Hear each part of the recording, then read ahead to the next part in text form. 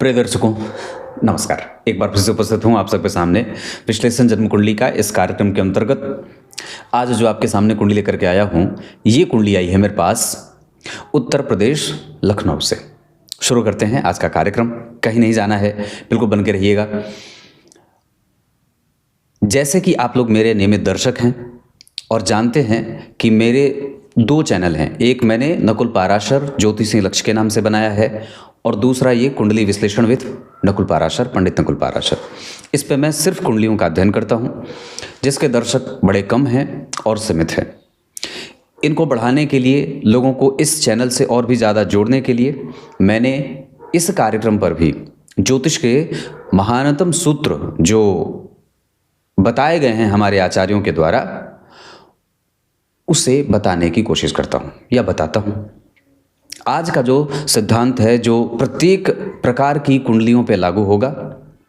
अगर किसी भी जातक की कुंडली में एकादशवें भाव में सूर्य बैठे हों, बहुत ध्यान से समझिएगा।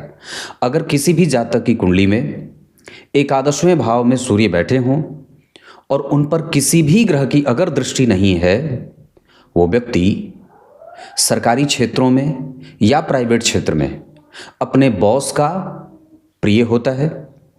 नौकरी उसको बड़ी जल्दी, बहुत कम अवस्था में जल्दी मिल जाती है। धन और मान, पद, प्रतिष्ठा भी उसको बड़ी जल्दी मिल जाती है। पिता माता का स्नेह उसे निश्चित रूप से मिलता रहता है। बड़ों का आदर, अभिमानी, थोड़ा बहुत स्वाभिमान भी रहे, अभिमान भी रहे, दोनों का मिश्रण होता है। अपने हिसाब से काम करने वाला होता है, किसी के फिराक में नहीं रहने वाला होता है और समस्त प्रकार के इच्छाओं की पूर्ति करने में विश्वास रखने वाला महत्वाकांक्षी और भोगी होता है। ये सब इसके अच्छे परिणाम हैं कि अगर आपकी कुंडली में सूर्य एकादशवें भाव में बैठे हैं, लेकिन शर्त ये कि उन पर किसी भी ग्रह की दृष्टि नहीं होनी चाहिए। क्योंकि एकादशवें भाव में आप लोग जानते ही हैं, मैंने बहुत बार ये बात बताई है कि एकादशवें भाव में सूर्य नारायण जो होते हैं वो अति विशिष्ट कारक होते हैं। वहाँ वो अत्यंत श्रेष्ठता से और बिना किसी रोक टोक के परिणाम करते देखे जाते हैं। लेकिन इन सभी विषयों के प्राप्त होने के साथ कुछ नेगेटिव चीज़ें भी देखने को मिलती हैं और उसमें वो होता है कि व्यक्ति को अपनी संतति से कष्ट होता है। क्योंकि सामान्य बात है कि जब एकादशवें भाव में सूर्य नारायण रहेंगे तो उनकी 7वीं दृष्टि जन्म कुंडली के पंचम भाव पे पड़ेगी और जब जन्म कुंडली के पंचम भाव पर उनकी दृष्टि पड़ेगी तो संतान पक्ष को कमज़ोर या दूर ले जाने वाली पड़ेगी। इसमें भी और भी चीज़ें हैं जहां व्यक्ति कई बार प्रेम प्राप्त करना चाहेगा, दया भी दिखाता है, परोपकार भी करता है, सेवा परायणता का बल भी होता है, लेकिन अगर वो किसी की सेवा भी करेगा तो कई बार जबरदस्ती भी सेवा कर लेता है। मतलब अगर माता और पिता को जबरदस्ती ही उन्हें दवाई देनी हो तो थोड़ी डांट डपट करके भी दवाई दे सकता है। कहने का अर्थ ये है कि व्यक्ति के अंदर के भावों को प्रकट करने की शैली उसे नहीं होती। मतलब वो व्यक्ति किसी को बताता नहीं है कि देखो मैं तुमसे इतना प्रेम करता हूं। सेवा करेगा पर बोलेगा नहीं, दान करेगा, पुण्य करेगा, पूजा करेगा, पाठ करेगा, पर अंदर वो बताने की स्थिति में, मतलब वो बताने में विश्वास नहीं रखता। दूसरा कि ऐसे जातक जिनकी कुंडली के एकादशवें भाव पर सूर्य का प्रभाव होता है, जैसे कि यहाँ बैठे हैं, ऐसे लोगों को मैंने कहा कि अपने संतान से कष्ट होता है या कई बार उनकी संतति विपरीत विचारों को धारण करने वाली और थोड़े से उन दोनों के परस्पर जो भेद हैं वो टकराने वाले होते हैं। दोनों की दृष्टिकोण की जो बात होती है वो टकराने वाली हो जाती है। इस वजह से एकादशवें भाव के सूर्य जहां आपको हर तरीके से लाभान्वित करते हैं, वहीं ये छोटी सी चिंता का कारण भी बन जाते हैं। इस वजह से भगवान, अगर आप लोगों की कुंडली में एकादशवें भाव में सूर्य बैठे हैं और उन पर किसी भी ग्रह की दृष्टि नहीं है तो निस्संदेह हमें इस बात का ध्यान रखना होगा। और अगर ये बात समझ में ना आए, हाँ, पर एक बात है कि उस पर किसी ग्रह की दृष्टि नहीं होनी चाहिए, अन्यथा तो सारी चीज़ें मिलेंगी और नहीं मिलेंगी, दोनों ही बातें आएंगी। पर जब दृष्टि नहीं हो तो लगभग इस तरीके का परिणाम देखने को 100% मिल जाता है। आइए अब इनकी कुंडली पे लेके आता हूँ, जहाँ इनकी कुंडली के पंचांग से आपका सबसे पहले परिचय करा देता हूँ। सबसे पहले किसी भी कुंडली का अध्ययन उसके पंचांग से ही शुरू करना चाहिए। बिना कुंडली के पंचांग का अध्ययन किए आप किसी भी उचित और समुचित निर्णय पर नहीं जा सकते। इस वजह से किसी भी जातक की कुंडली के लिए पंचांग का अध्ययन अत्यंत आवश्यक है। जन्म हुआ है जातक का वैशाख माह में। ऐसे लोग कभी कभी जल्दबाजीपन में निर्णय गलत ले लेते हैं, या कई बार इन्हें थोड़ा जिद भी होता है। समझदार बहुत होते हैं पर अपने जिद के कारण कई बार लोगों के किरकिरी बन जाते हैं। उसके बाद उत्तरायण में सूर्य नारायण का बल बढ़ता है। भगवान सूर्य नारायण का बल बढ़ेगा तो जितने भी शुभ ग्रह हैं, जैसे शुक्र, जैसे बुध, जैसे गुरु, जैसे चंद्रमा, ये सब बलवान होने लगते हैं और किसी भी अवस्था में ये जातक को उसके लाभ के लिए मार्ग प्रशस्त करते रहते हैं, उसका लाभ सुरक्षित होता रहता है। उसके बाद ग्रीष्म ऋतु में जन्मे जो लोग होते हैं उन्हें प्रायः अपने जन्म स्थान से दूर जाना चाहिए, दूर जाकर धन कमाना चाहिए, तभी धन बचाने की स्थिति बन पाती है। शुक्ल पक्ष की षष्ठी तिथि, यहाँ चंद्रमा पापक होते हैं और ऐसे चंद्रमा जब पापक होंगे तो कई बार प्राइवेट नौकरी करवाते हैं, या अगर व्यक्ति शुक्ल पक्ष की षष्ठी तिथि जैसे शुभ ग्रह के चंद्रमा नहीं हो, पापक ग्रह के चंद्रमा होते हैं तो उसका मन बुद्धि जो होता है वो कई बार एक जैसा नहीं होता, या मन बुद्धि में बदलाव होता रहे, चित्त बदलता रहे, व्यवस्था बदलती रहे, दिनचर्या बदलती रहे, नौकरी की शिफ्ट बदलती रहे, ऐसी चीज़ें देखने को मिलती हैं। तो शुक्ल पक्ष की षष्ठी तिथि दिन रविवार को जन्मे हैं और सूर्य इस कुंडली के 11वें भाव के स्वामी हैं। जन्म कुंडली 11वें भाव में बैठे हैं, धन भाव के स्वामी होकर के लाभ में बैठे, किसी ग्रह से दृष्ट नहीं, और उनके ठीक पीछे उनका मित्रस्थ होकर के या बुध इस कुंडली के 12वें भाव के स्वामी होकर के दशम में, तो मल्टीनेशनल कंपनियों में नौकरी दे देते हैं। 11वें भाव के अधिपति जन्म कुंडली में शुक्र धन योग लगा रहे हैं। किसी भी भाव का स्वामी जब उससे दूसरे घर में बैठता है तो धन योग लगाता है, और जब 12वें भाव के स्वामी जो बुध बने हैं अगर दशम स्थान में बैठ जाते हैं तो ये अपने आप में एक विदेशी चीज़ों से जोड़ देते हैं, बाहर की चीज़ों से जोड़ देते हैं। विदेशी प्रवाह व्यक्ति का रहता है, जन्म कुंडली में ऐसा प्रभाव दिखने को मिलता है। और किसी भी अवस्था में जब धन भाव का स्वामी लाभ भाव से संबंध बना ले और धन के कारक गुरु उच्च के हो जाएं तो ये फिर इतनी अच्छी बात हो जाती है कि आप विचार ही नहीं कर सकते। मतलब ये बहुत अच्छी और उत्तम बात हो जाती है कि व्यक्ति की कुंडली में धन का अधिपति लाभ में बैठा और धन के कारक और लाभ के कारक देवगुरु बृहस्पति उच्च के लग्न में विराजमान हो गए। अब शास्त्रकार लिखते हैं कि जब जन्म कुंडली में गुरु उच्च के हों तो व्यक्ति को निश्चित रूप से पुखराज धारण कर लेना चाहिए। इससे ज़्यादा लाभ और भी ज़्यादा मिल जाता है, मतलब जो ग्रह का प्रोग्रेस होता है वो और भी ज़्यादा बढ़ जाता है, संतुलन बनाने में मदद मिलती है। लग्न में गुरु अगर विराजमान हो तो शास्त्रकार कहते हैं शुक्रो 10 सहस्त्राणि बुद्धो 10 शतानि च लक्ष्य में कम तो दोषाणाम गुरु लग्ने व्यपोहति। लग्न में गुरु 1,00,000 दोषों का समन कर देते हैं। और किसी भी अवस्था में यहाँ पे कई बार अगर उच्च के गुरु बैठे हैं और सूर्य से गुरु 11वें भाव में बैठे हैं तो व्यक्ति के चारित्रिक प्रभावों को बलवान बना देते हैं। और व्यक्ति अगर बुराई करेगा भी तो किसी के सामने नहीं करेगा, वो बुराई प्रकट नहीं होती है। बहुत सावधानी से समझने की आवश्यकता है। लग्न में मंगल बैठे हैं जो कर्क लग्न की कुंडली के लिए 5वें भाव के स्वामी होकर लग्न में बैठे हैं। इस अवस्था में व्यक्ति की कैपेसिटी अच्छी होती है, समस्या को समझने की शक्ति, वृद्धि का दर मेंटेन करने की शक्ति, ये सारी चीज़ें गुरु और मंगल के कारण आ जाती हैं। लग्न में चंद्रमा भी बैठे हैं जो लग्नेश होते हैं। राशि के स्वामी चंद्रमा, लग्न के स्वामी भी चंद्रमा, उच्च के गुरु के साथ मंगल विराजमान हैं। इस वजह से जन्म कुंडली में 2-2, 3-3 राजयोग तो लग्न में विराजमान हो गए। जैसे उच्च के गुरु से हंस योग, चंद्रमा लग्न में बैठ गए तो लग्न बलवान, तो ये अपने आप में महान राजयोग हो गया। उसके बाद मंगल का नीच भंग राजयोग, पंचमेश का लग्न में पंचम के कारक के साथ बैठना, संतान, दाम्पत्य, विवाह, प्रेम, दया, क्षमा, परोपकार, और ये सारी चीज़ें जो होती हैं वो जन्मजात व्यक्ति को मिल जाती हैं। पूर्व जन्म में भी व्यक्ति महान कृत्य को करने वाला राजा था। इस जन्म में भी व्यक्ति का जीवन राजसिक सुखों से भरा हुआ, घर, गाड़ी, बंगला आदि से युक्त व्यक्ति का जीवन होता है, छत्र चंवर से युक्त होता है। उसके जीवन में कभी भी कोई तकलीफ देखने को नहीं मिलती है। हाँ, व्यक्ति अगर अपना वर्तमान साध ले तो फिर जीवन आसानी से बहुत आरामदायक स्थिति से कट जाता है। पुष्य नक्षत्र, बाप रे बाप, ये बहुत उत्तम होता है। मतलब पुष्य नक्षत्र को नक्षत्रों का राजा कहा गया।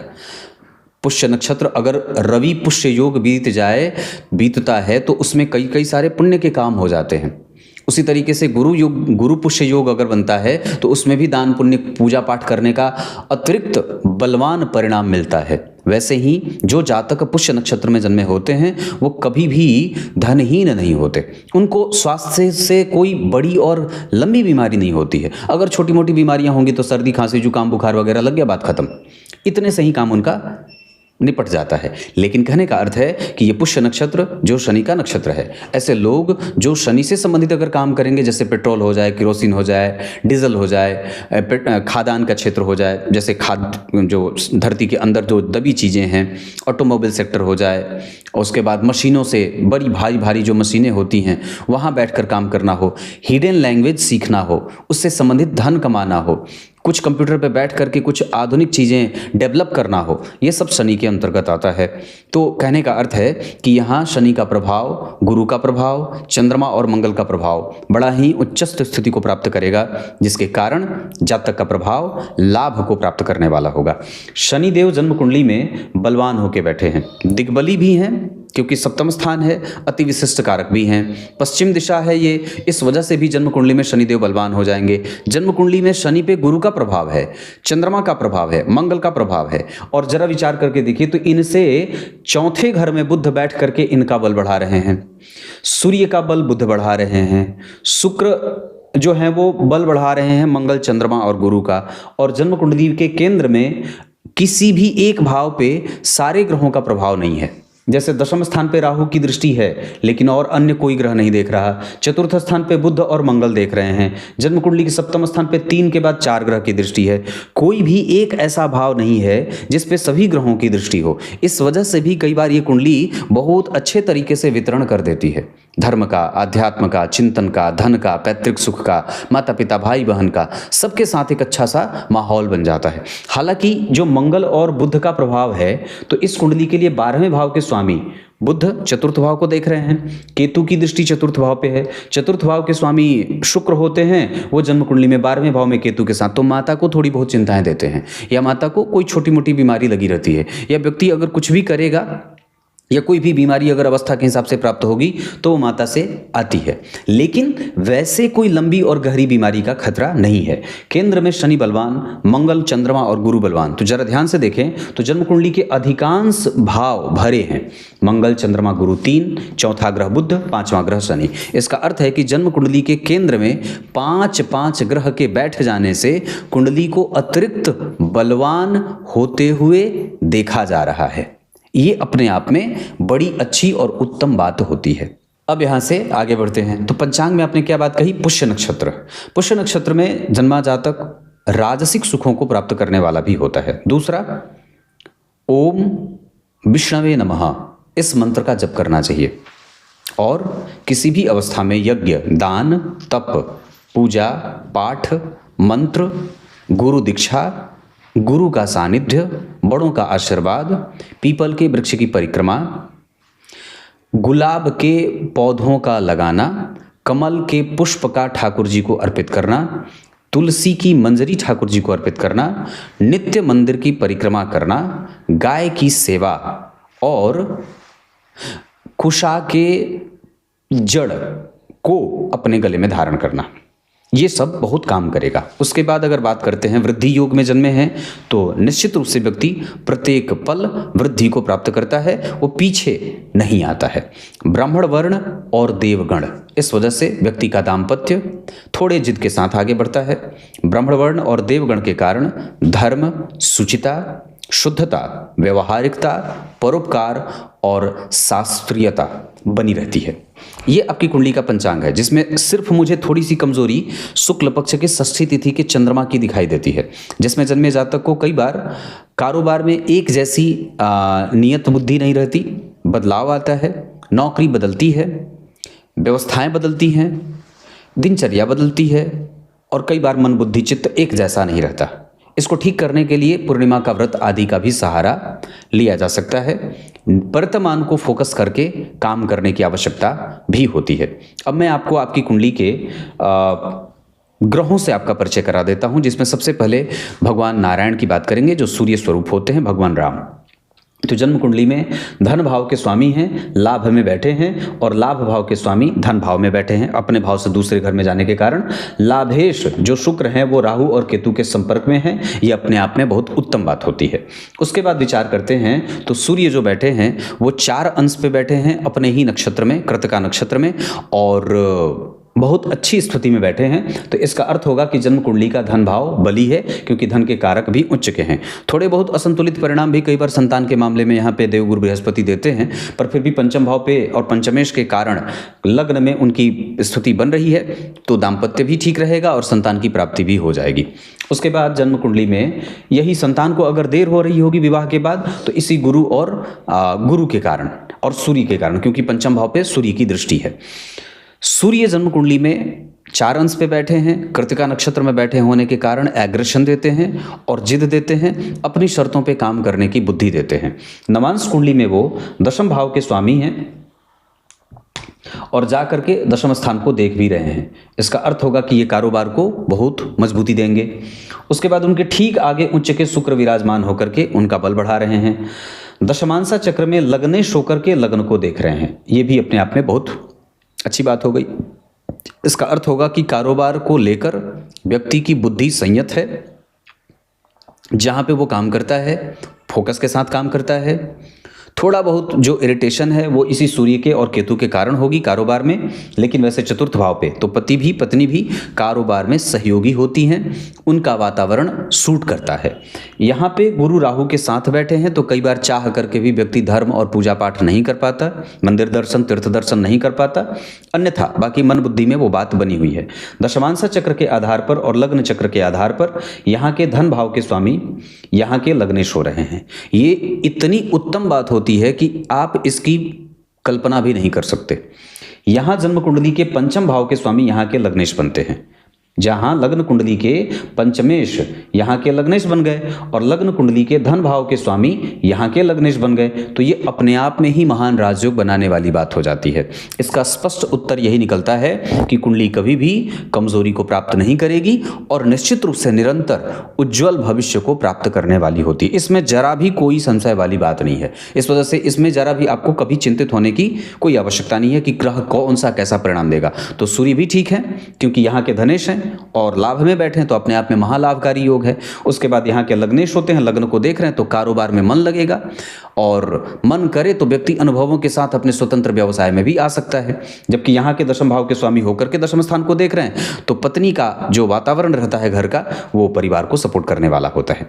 उसके बाद अगर बात करते हैं चंद्रमा की, तो चंद्रमा इस कुंडली के लग्नेश है, लग्न में गुरु के साथ बैठे हैं, गजकेसरी योग होगा और हंस योगों का भी परिणाम मिलेगा। तो चंद्रमा और गुरु के सहयोग से, चंद्रमा और मंगल के संबंध से चंद्रमंगल योग, लक्ष्मी संपन्न योग, महालाभकारी योग, महाधनी योग, न्याय योग, गजकेसरी राजयोग और कितने प्रकार का धर्म योग बन जाएगा, क्योंकि धर्म भाव के स्वामी भी जन्म कुंडली के लग्न में बैठे हैं। इस वजह से धर्म का प्रभाव रहेगा, दानशीलता रहेगी, परोपकार रहेगा, ज्ञान और गुणों को समझने वाला नियत बुद्धि रहता है। तो यहाँ पे अगर चंद्रमा की बात करते हैं तो यहाँ वो नवम भाव के स्वामी होकर अपने भाव से 4 घर आगे और शुक्र की राशि में बैठे हैं, जहाँ के अधिपति उच्च के हैं। इसका अर्थ होगा कि चंद्रमा भी पक्ष में आ गए। डिस्पोजिटर प्लेनेट जहाँ शुक्र बैठे हैं, चंद्रमा बैठे हैं, इसका स्वामी शुक्र उच्च का है। और जरा ध्यान से देखिए तो यहाँ के चतुर्थ नवम भाव के स्वामी होकर के अपने भाव से 4 घर आगे बैठे हैं। तो शुभ ग्रह अगर किसी भी भाव का स्वामी होता हो, अगर वहां से वो 4 घर आगे शुभ ग्रह की राशि में बैठा हो, जहां के स्वामी शुक्रदेव जन्म कुंडली में उच्च के हो रहे हों, तो ये कहने वाली बात ही नहीं है कि ये कितनी अच्छी बात है। मतलब चंद्रमा और सूर्य दोनों आपके पक्ष में निर्णय देंगे। स्वास्थ्य में कभी कभी परेशानी दे सकते हैं, या कई बार पत्नी का स्वास्थ्य कमजोर हो सकता है चंद्रमा की दशा में और मंगल की महादशा में, ऐसा संभव है। उसके बाद अगर मैं मंगल की बात करता हूं तो कर्क लग्न की कुंडली के लिए दशम भाव के साथ साथ पंचम भाव के स्वामी हैं, पंचमेश होकर के लग्न में बैठे हैं, गुरु की दृष्टि पंचम भाव पे। इस वजह से संतान का पक्ष बहुत ही अच्छा होता है, बेहतर होता है। मति बुद्धि कभी कभी भ्रम में जाएगी, वो मैंने बता रखा है। यहां पर जन्म कुंडली में जो मंगल बन रहे हैं वो नीच के हो रहे हैं। अब जरा ध्यान से देखिए तो मंगल यहां भी 4 नंबर की राशि में और यहां भी 4 नंबर की राशि में, और यहां पे जो मंगल हैं वो मित्र की राशि में जा रहे हैं, जहां के डिस्पोजिटर प्लैनेट गुरु उच्च के हैं और अपनी नवी दृष्टि से मंगल को देख रहे हैं। अब जरा सोचिए कि ग्रह कैसे अपने आप को अब जातक के पक्ष में ला रहे हैं कि मंगल भी वर्गोत्तम हो गए। शास्त्रकार लिखते हैं ना, व्योमस्त पाताल विलग्न भानम, मैंने सिद्धांत बताया था कि ये जो ग्रह होता है ये अगर वर्ग उत्तम हो जाए तो कुंडली को अतिरिक्त बलवान बना देता है और अपनी दशा काल में वो कई तरीके से श्रेष्ठ परिणाम करने वाला होता है। उसके बाद अगर दशमांसा चक्र में मंगल को देखते हैं तो यहाँ पे वो मित्रस्थ हैं, मैंने बात बताई मित्र की राशि में है और मित्र से दृष्ट हैं, जिस भाव में बैठे हैं उसका अधिपति उच्च का है, तो मंगल भी आपके पक्ष में आ गए, वर्ग उत्तम हो जाते हैं, यहाँ भी 4 नंबर में, यहाँ भी 4 नंबर में। उसके बाद बुध की बात करते हैं। बुध इस कुंडली में 12वें के साथ साथ तीसरे भाव के स्वामी हैं और जन्म कुंडली में बैठे कहाँ हैं? दशम स्थान में। एक सिद्धांत यहाँ भाव फल का कहता है कि जब कभी भी जन्म कुंडली के तीसरे भाव का स्वामी दशम स्थान में बैठा हो और अगर दशम स्थान का स्वामी लग्न में विराजमान हो तो ऐसा जातक अपने पिता से कई गुना ज़्यादा नाम और यश कमाने वाला होता है। और दूसरा सिद्धांत, ऐसा जातक अपने माता और पिता को खर्च देने वाला भी होता है। और बुध देव 9 अंश पे बैठे हैं, मंगल देव 2 अंश पे बैठे थे और चंद्रमा बैठे थे जन्म कुंडली में 13 अंश पे। यहाँ बुध देव 9 अंश के विराजमान हैं, अश्विनी नक्षत्र में विराजमान हैं और जन्म कुंडली में किसी ग्रह से दृष्ट नहीं हैं राहु को छोड़कर। मतलब दशम स्थान पे राहु का प्रभाव व्यक्ति को कारोबार को समझने का मौका देता है और तकनीकी भाषाओं को समझने का मौका देता है। नवमांश चक्र में वो अष्टम भाव के स्वामी होकर अष्टम भाव में बैठे हैं और जन्म कुंडली में एकादशवें भाव के ऊपर शुक्र का प्रभाव है, नीच दृष्टि जारी है। हो सकता है कि बुध की दशा में व्यय ज़्यादा बढ़े या संतुलन बनाने की हिम्मत हो या संतुलन बनाने की गुंजाइश हो। इसको ऐसे भी कह सकता हूँ कि जब बुध की दशा आएगी तो हो सकता है कि व्यक्ति को अपने सिद्धांतों से नीचे उतरकर काम करना पड़े या समझौतावादी प्रवृत्ति बुध अपनाने को कहते या दृष्टिकोण थोड़ा उस समय अपना ढीला रखना पड़ता है। बुध की दशा में हो सकता है कि आप अपनी शर्तों पे काम ना करके सामने वाले को सुनने की कोशिश करें। हो सकता है कि उस दौरान जो रखा हुआ धन हो वो थोड़ा खर्च हो। बुध की दशा में संभवतः ऐसी बातें हो सकती हैं कि आप रखा हुआ पैसा खाएं या फिर थोड़ा व्यय ज़्यादा बढ़ जाए। दूसरा, कम पैसों पर मेहनत करने की आवश्यकता पड़ जाती है। तो ये सारी चीज़ें बुधदेव नेगेटिव थोड़े से परिणाम देंगे, मतलब वो जोड़ने वाले नहीं थोड़े से घटाने वाले बनेंगे। नवमांश चक्र में वो 12वें भाव में बैठ रहे हैं धनेश होकर के, तो यहाँ पे भी वो धन का व्यय, लेकिन गलत जगह पे व्यय नहीं होगा। ऋण से मुक्ति दिलाने में सहायता करेंगे, अच्छे लोगों से मैत्री होगी, शत्रुओं से और मित्रों से नुकसान हो सकता है बुध की दशा में। देवगुरु बृहस्पति की बात करते हैं तो देवगुरु बृहस्पति आपकी कुंडली में बनते हैं 9वें भाव के स्वामी और साथ ही साथ जन्म कुंडली के 6वें भाव के स्वामी। इन दोनों भावों के स्वामी होकर के 6वें भाव में उनकी मूल त्रिकोण राशि बनी है। इस वजह से ये कई बार पापी स्वामी भी, पापी भाव के स्वामी भी कहे जाते हैं। और 6वें भाव और 9वें भाव के स्वामी होकर लग्न में बैठे हैं और जन्म कुंडली में पुष्य नक्षत्र में अमात्य कारक ग्रह बनेंगे, 13 अंश पे विराजमान हैं शनि से दृष्ट होने के कारण। तो 6वें भाव के स्वामी गुरु के ऊपर अष्टम भाव के स्वामी और सप्तम भाव के स्वामी शनि की दृष्टि है।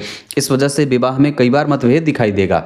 इसका अर्थ होगा कि गुरु की महादशा में जब शनि का अंतर आएगा और जब उसमें शुक्र का अंतर आएगा, राहु का अंतर आएगा, तब गुरु की महादशा या शुक्र की अंतरदशा में, शुक्र की महादशा में गुरु का अंतर, शुक्र की महादशा में राहु का अंतर, शुक्र की महादशा में गुरु राहु का प्रत्यंतर, ऐसे जब काम करेंगी चीज़ें तो दाम्पत्य में और व्यापार में, कारोबार में थोड़ी बहुत रुकावटों का सामना करना पड़ेगा। हो सकता है कि उस दौरान छोटी मोटी स्वास्थ्य से संबंधित समस्या का भी परेशान देखना पड़ेगा। परेशानी ऐसा क्योंकि गुरु का प्रभाव है, वो किसी भी ग्रह का प्रभाव नहीं है। शनि और राहु का संपर्क हो रहा है, केतु का है, 12वें भाव में बैठे हैं और गुरु जो है वो जन्म कुंडली में नवमांश चक्र में अगर विचार करें तो राहु के संपर्क में वृश्चिक राशि में बैठे हैं। यहाँ वो कई बार रोग सूचक हो जाते हैं। नवमांश चक्र के बाद दशमांश चक्र में वो पंचम भाव के साथ साथ अष्टमेश होकर के 12वें भाव में बैठे हैं। इस वजह से भी कई बार व्यक्ति को थोड़ा बहुत स्वास्थ्य में व्यय देते हैं और छोटे मोटे परेशानियों से व्यक्ति को परेशान करते हैं। हालांकि फिर भी वो एक पक्षीय परिणाम न देते हुए 75 से 80% तक का परिणाम जातक के पक्ष में लाभ का देंगे।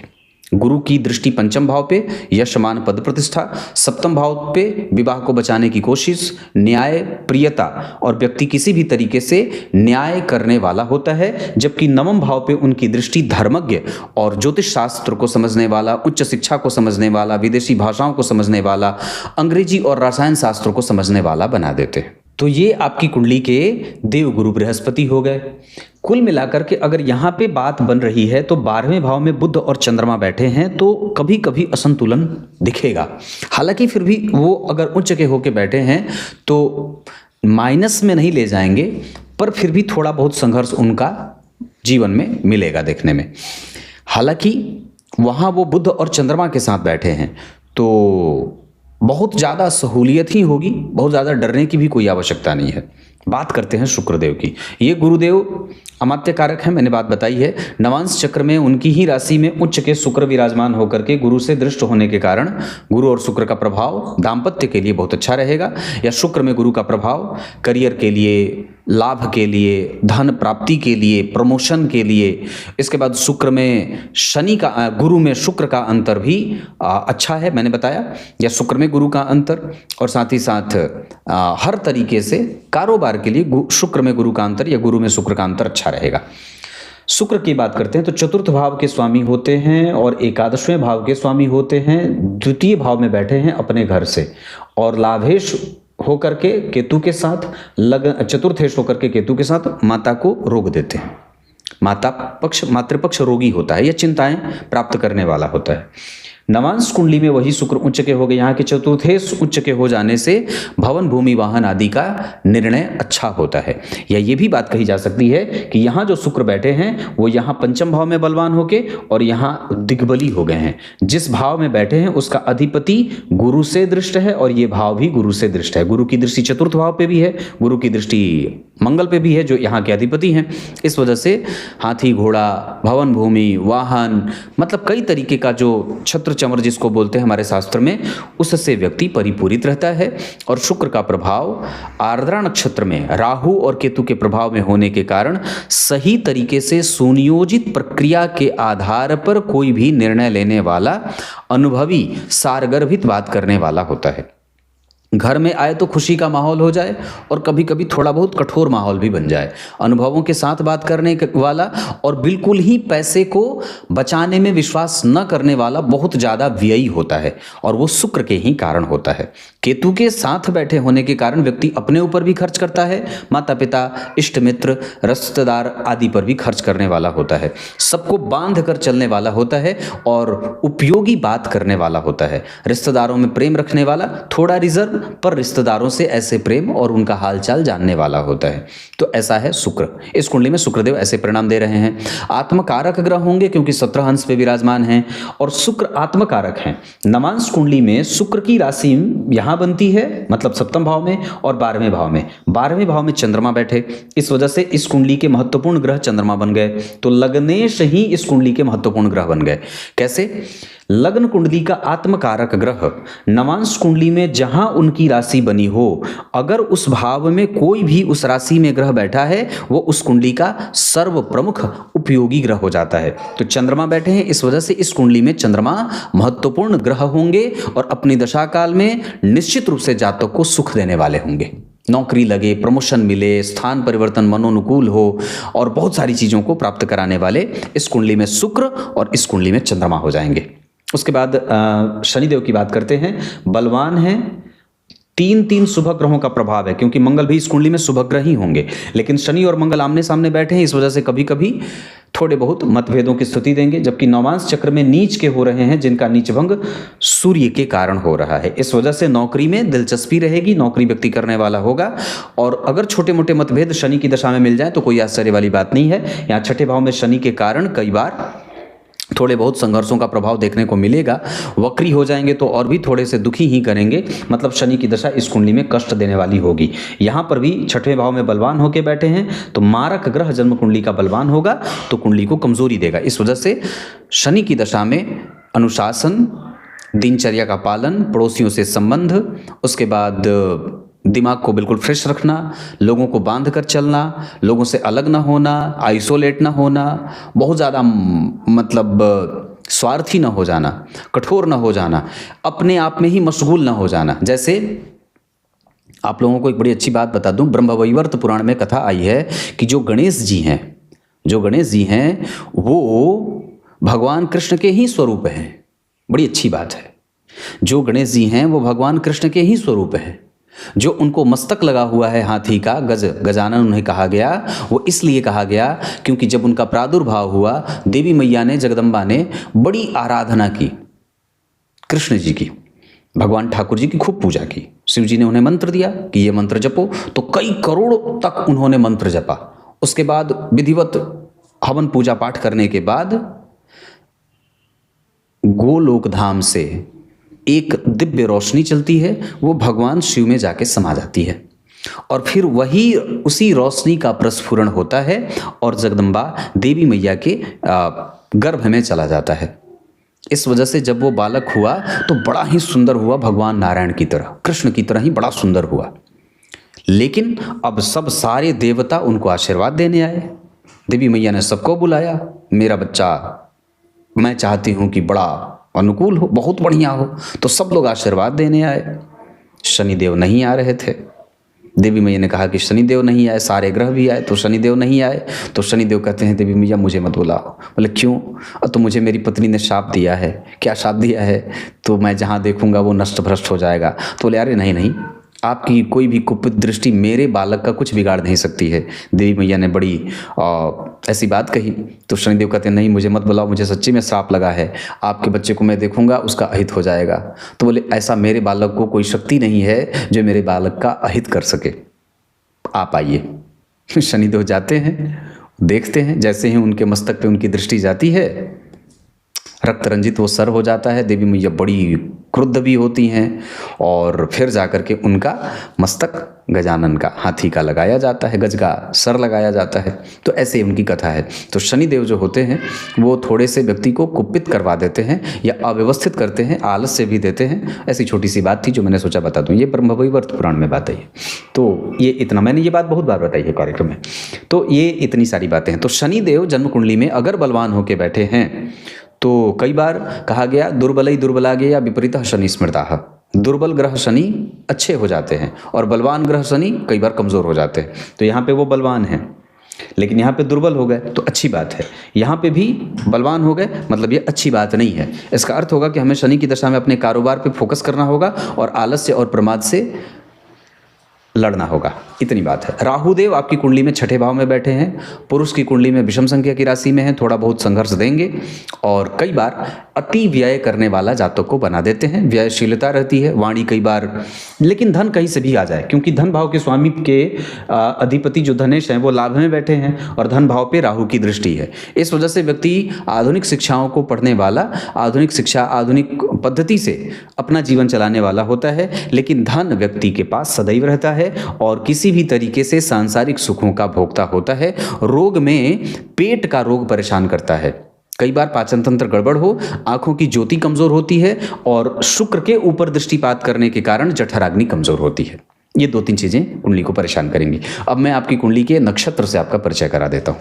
अब बात नक्षत्रों की करते हैं। तो सबसे पहले बात करेंगे सूर्य नारायण, जो अपने नक्षत्र में हो जाएंगे तो व्यक्ति के समस्त इच्छाओं की पूर्ति करेंगे और किसी भी तरीके से उसे चरित्रहीन नहीं होने देंगे। चंद्रमा जन्म कुंडली में पुष्य नक्षत्र में बैठकर व्यक्ति को राजसिक सुखों और उत्तम स्वास्थ्य का वर देंगे। मंगलदेव पुनर्वसु नक्षत्र में बैठकर के व्यक्ति को कैपेसिटी और सही निर्णय लेने में मदद करेंगे। बुधदेव जन्म कुंडली में अश्विनी नक्षत्र में बैठकर के व्यक्ति को सुंदर और बेहतरीन मानसिकता का, राजा का और पिता का प्रिय बनाएंगे। देव गुरु बृहस्पति पुष्य नक्षत्र में बैठ करके व्यक्ति को समस्त दुनिया के साधनों से युक्त करेंगे। शुक्रदेव आर्द्रा नक्षत्र में बैठ करके व्ययशीलता देंगे। शनिदेव श्रवण नक्षत्र में वक्री होकर बैठ करके व्यक्ति को आलस्य, प्रमाद और अकेलेपन का शिकार बनाएंगे। राहुदेव पूर्वाषाढ़ा नक्षत्र में बैठ करके व्यक्ति के पास व्यय देंगे क्योंकि शुक्र राहु के नक्षत्र में और राहु शुक्र के नक्षत्र में विराजमान है।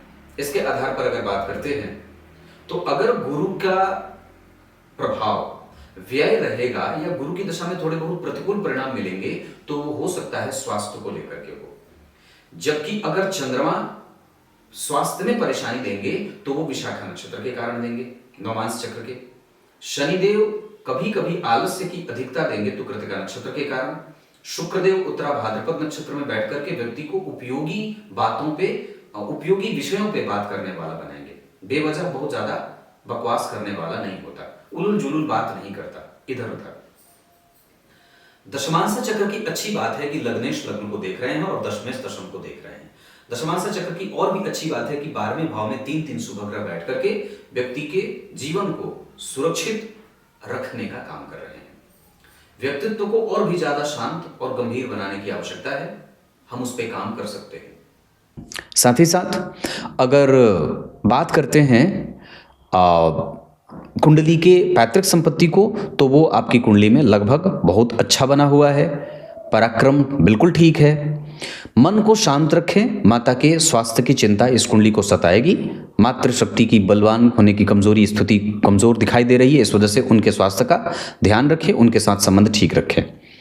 पेट की गड़बड़ी स्वास्थ्य में परेशान करेगी। नौकरी और व्यापार में नौकरी ज़्यादा अच्छी है। कंसंट्रेशन पे काम करना चाहिए, कंसंट्रेशन फिर भी ठीक है। धर्म में रुचि और भी बढ़ाई जाए, परिस्थितियों से लड़कर धर्म करने की आवश्यकता है। इसके साथ साथ सामाजिक स्थिति बहुत अच्छी है और कुंडली अपने लक्ष्य को प्राप्त करने में सफल रहेगी, इसमें ज़रा भी संदेह नहीं है। अगर ऋण लेंगे तो चुकाने में थोड़ी दिक्कत हो सकती है, इस वजह से ऋण का लेन देन और किसी को भी धन देने से पहले थोड़ा विचार करना होगा। इतनी सारी चीजें हैं। अब मैं आपको इस कुंडली में विभिन्न वर्ग चार्ट पे आपका ध्यान लेके आता हूं। जैसे स्वास्थ्य के मामले में अरिष्ट चक्र का अध्ययन होता है, तो राहु और केतु की दशा में स्वास्थ्य का विशेष ध्यान रखना होगा। बुध की दशा में राहु या कभी भी राहु की महादशा अंतर प्रत्यंतर सूक्ष्मांतर में बुध का अंतर प्रणंतर आएगा तो कमजोरी देगा। और साथ ही साथ कई बार शनि और चंद्रमा की महादशा में अंतरदशा में प्रत्यंतर में भी स्वास्थ्य से संबंधित समस्या मानसिक रूप से भी परेशान करेंगी, जिसका चिंता जिसकी व्यक्ति को हो सकती है। भवन भूमि वाहन से संबंधित निर्णय शुक्र और शनि, गुरु और चंद्रमा और सूर्य की दशा में प्राप्त हो सकती है। भाग्यशाली आप हैं, भाग्य के आधार पर तो आप व्यापार भी करेंगे तो उसमें भी व्यापार का लाभ मिल जाएगा। माता और पिता में शनि और शुक्र की महादशा, मंगल और राहु की अंतरदशा या मंगल और राहु की दशाएं कमजोर हो सकती हैं माता पिता को लेकर के। संतान पक्ष इस कुंडली में ठीक है, संतान का सुख इस कुंडली में है, थोड़ा देर से हो सकता है, ये बात है। बाकी वैसे कुंडली बढ़िया बनी हुई है। बुध को छोड़कर बाकी जितने ग्रह हैं सब होरा चक्र में चंद्रमा की होरा में जा रहे हैं। इसका अर्थ जातक का जीवन 100% सुखमय बीतता है, इसमें जरा भी संदेह नहीं है। सूर्य को और भी ज्यादा बलवान बनाने के लिए अगर हो सके तो सूर्य को अर्घ दीजिए। मांसाहार अगर नॉनवेज वगैरह कभी जाता हो या कभी कोई धूम्रपान वगैरह होता हो या कुछ भी ऐसी, हालांकि इस कुंडली में ऐसी कोई बात नहीं है, पर फिर भी ऐसे लोगों से भी दूरी बनाकर रखनी चाहिए। चंद्रमा को और भी ज़्यादा व्यवस्थित करने के लिए कोई अलग से रत्न की आवश्यकता तो नहीं है, पर नियमित दिनचर्या का पालन ही उनको बलवान बना देगा। मंगल को और भी ज़्यादा ठीक करने के लिए जिस कमरे में सोते हैं उस कमरे की सफाई खुद से करनी चाहिए। बुध को बलवान बनाने के लिए गणेश जी की पूजा, संकटनाशक गणेश स्तोत्र का पाठ करना चाहिए। साथ ही साथ देवगुरु बृहस्पति, शुक्र और शनि 100% आपके पक्ष में निर्णय देंगे। कभी कभी इनका जो विषम पक्ष होगा वो आपको हताश नहीं करेगा, लेकिन राहु और केतु विपरीत स्थिति का निर्माण करेंगे और कष्ट देने वाली दशाएं दिखाएंगे। इतनी सारी चीजें हैं। अगर मैं नक्षत्र के आधार पर बता दूं तो पुष्य नक्षत्र में दान पुण्य करना अच्छा रहेगा। पुनर्वसु, पुष्य, श्रवण, अश्विनी और उत्तरा भाद्रपद ये नक्षत्र किसी भी काम को करने के लिए उत्तम रहेंगे। दिन आपकी कुंडली के लिए सोमवार और मंगलवार का अच्छा रहेगा। अंक 2 और 5 अच्छे रहेंगे। इस कुंडली में शनि में मंगल कभी कभी मारक का काम करेंगे। वैसे जन्म कुंडली में शुक्र में राहु केतु और शुक्र में सूर्य भी कई बार मारक का काम कर सकते हैं। साथ ही साथ वैसे इस कुंडली में सप्तम भाव में शनि बैठे हैं, मंगल का संपर्क है, तो शनि और मंगल तो मारक होंगे ही। हालांकि इस कुंडली में मंगल फिर भी उतने मारक नहीं होंगे, शनिदेव मारक होंगे, बलवान होकर मारक बन रहे हैं। तो ये बात है, हमें उनकी दशा में सावधान रहना चाहिए जो 2033 में आएगा। सूर्य में शनि का अंतर आएगा जन्म कुंडली में 2043 में। और वैसे शुक्र में राहु केतु का अंतर भी कई बार स्वास्थ्य से और एक बार मानसिक पीड़ा का कष्ट देने वाला हो सकता है, मानसिक पीड़ा देने वाला हो सकता है। रंग आपकी कुंडली के लिए सफ़ेद और चांदी के रंग के साथ लाल और गुलाबी अच्छा रहेगा। साथ ही साथ इस कुंडली में अंक मैंने 2 और 5 बताया है। मित्रता वृश्चिक और मीन वालों से करें, शत्रुता मेष, कन्या और मकर वालों से बिल्कुल भी ना करें। भवन जिसमें आप निवास कर सकते हैं वो पूरब दिशा का मकान बहुत अच्छा रहेगा। इतनी सारी चीज़ें हैं। तब तक के लिए बहुत बहुत नमस्कार।